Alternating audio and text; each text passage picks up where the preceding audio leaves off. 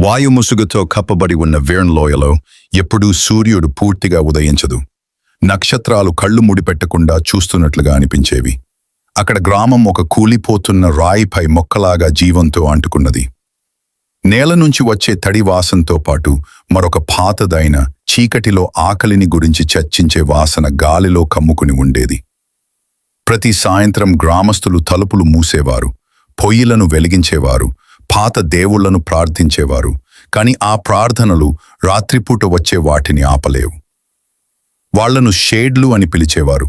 ఆకారం లేని కాంతిలో మెరుస్తూ కనిపించే వాటి రూపాలు. అవి నిరాశను తినేవి, గదుల్లో చీలికల గుండా లేదా తలుపుల క్రింద నుంచి చొరబడి శ్వాసను, ఆశను దొంగిలించేవి. వాటితో ఎవ్వరూ పోరాడలేదు, పోరాడాలని ధైర్యం కూడా చేయలేదు. కాని మారా దీపధారి ఆమె తప్ప. మర వీరాంగన కాదు. ఆమె ఒడిగిన శరీరంతో, తెలుపు జుట్టుతో, గ్రామంలో ఒక్కటే ఉన్న రక్షణ పద్ధతిని చూసుకునే చేతులతో ఉన్న సాధారణ మహిళ. ఆ పద్ధతి ఏమిటంటే గ్రామ చౌరస్తాలో వేలాడుతున్న పురాతన ఇనుము దీపం. అది తరాల తరబడి వస్తున్న ఓ రహస్యమైన నూనెతో వెలిగేది. దీని వెలుగు షేడ్లకు తట్టుకోలేనిది. అది మిన్నుకుంటూ ఉంటే వేర్న్ సురక్షితంగా ఉంటుంది. కాని ఆ నూనె అయిపోతుంది. దాన్ని ఎలా తయారు చేయాలో జ్ఞానం ఆమె తల్లి మరణించినప్పుడు సమాధిలోకి వెళ్ళిపోయింది. మారా కవచం ధరించలేదు, ఖడ్గం కూడా మోసుకురాలేదు. ఆమె ఆయుధాలు ఓ ఫ్లింట్, కొద్ది నూనె ఉన్న సీసా మరియు ఒక దృఢమైన హృదయం. ఆమె ముఖం దుఃఖంతో నిండిపోయింది. ఆమె సోదరుడు ఏళ్ల క్రితం ఓ షేడ్ చేతికి చిక్కిపోయాడు. ఒక్క రాత్రిలోనే అతని నవ్వు మాయమైపోయింది.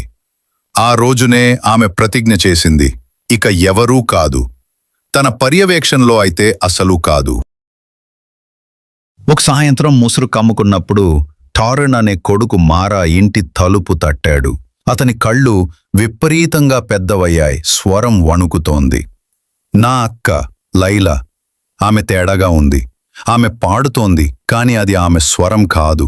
మారా తన కోట్ను తీసుకుని దీపాన్ని పట్టుకుంది. ఇక్కడే ఉండు అంది ఆమె. కాని టారెన్ ఆమె వెనకే వచ్చాడు. ఒక వంటగది కత్తిని గట్టిగా పట్టుకున్నాడు. అది అతని కాపాడుతుందన్న నమ్మకంతో. గ్రామం నిశ్శబ్దంగా ఉంది. గాలిలో కొద్దిగా వినిపించే మురిమే మిగిలింది. లైలా తోటలో నిలబడి ఉంది. మంచుమీద మేకులా నడుస్తూ తల ఓ వికారమైన కోణంలో వంచింది. దాన్ని చూసి మారా కడుపు తొలిచినట్టయింది. ఆమె స్వరమో గీతలా వినిపిస్తోంది, కాని అది పగిలిన కంచుతో చేసిన సంగీతంలా ఉంటుంది. మన దీపాన్ని పైకెత్తింది, దాని వెలుతురు చీకట్లను చీల్చింది. షేడ్ ష్ అని చప్పుడుగా, కాలుతున్న ఆకుల శబ్దంలా చప్పుడుతూ లైలా శరీరం తడుముకుపోయింది. నువ్వు ఆమెను రక్షించలేవు, అది ఆమె నోటితో పిసుకుగానే అనింది. నువ్వు విఫలమవుతావు, నువ్వు అతన్ని రక్షించలేకపోయినట్లు. మారా ఊపిరి ఆపుకుంది. ఆ షేడ్ ఆమె సోదరుడి గురించి తెలుసుకుంది. అది ఎప్పుడు గుండెల్లో లోతుగా కోయే స్థలాన్ని గుర్తించగలదు. కాని మారా తడబడలేదు. బయటకు పో అని ఆమె అంది. ఆమె స్వరం రాతిలా స్థిరంగా ఉంది.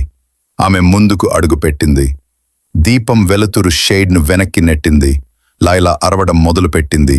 కాని మారా దీపాన్ని గట్టిగా పట్టుకుంది. తల్లి నేర్పిన పాత మంత్రాలు పఠించింది. అవి అగ్ని, తిరుగుబాటు, జీవం గురించి మాటలు. షేడ్ పారిపోయింది నల్లపొగల పిడకల్లా. రాత్రిలో కలిసిపోయింది. లైలా కుప్పకూలిపోయింది, కన్నీళ్లతో సాబింగ్ చేస్తూ. కాని ఆమె బతికింది. టారెన్ ఆమె దగ్గరకు పరుగెత్తాడు. కాని మారా దృష్టి మరో ఊరిలోని చెట్లకి, ఆవల అంధకారంపై మిగిలింది. షేడ్లు ఇప్పుడు ధైర్యంగా వస్తున్నాయి. దీపంలో నూనె చివరి కొన్ని చుక్కలు మాత్రమే మిగిలాయి. తన కొట్టెలోకి తిరిగి వచ్చిన మారా మగ్గుతున్న మంట పక్కన కూర్చుంది. టారెన్ తన అక్క చేతిని పట్టుకుని నెమ్మదిగా అడిగాడు, మీరు ఇలా ఎందుకు చేస్తారు? మీరు వెళ్ళిపోవచ్చు, ఎక్కడైనా సురక్షితంగా జీవించవచ్చు కదా. మారా దీపాన్ని చూసింది. దాని మంట ఒక చిన్న తులి పునిపులే మెరవుతోంది. ఎవరైనా చెయ్యాలి కాబట్టి. ఈ లోయ, ఈ ప్రజలు, వీళ్ల కోసం పోరాడడం విలువైనదే. బాధించినా కూడా. టాన్ బారగా చూశాడు. కాని మీరు ఒంటరిగా ఉన్నారు. మారా అలసిన చిరునవ్వు ఇచ్చింది. ప్రకాశాన్ మోసేవాళ్లు ఎప్పుడూ ఒంటరిగా ఉండరు. తర్వాత రోజు ఉదయం మారా టార్న్కి దీపం ఎలా సంరక్షించాలో నేర్పడం మొదలుపెట్టింది. నూనె దాదాపు అయిపోయింది, కానీ ఆమె లోయలోని పురాతన అవశేషాల్లో ఇంకా నూనె కోసం వెతకనుంది. లేకపోతే ప్రయత్నిస్తూ చనిపోతుంది. షేడ్లు మళ్ళీ వస్తారు. అవి ఎప్పుడూ వస్తుంటాయి. కానీ ఆమె కూడా మళ్ళీ వస్తుంది, ఎందుకంటే చీకటి నిజం, మరియు ఆమె వెలుతురు కూడా.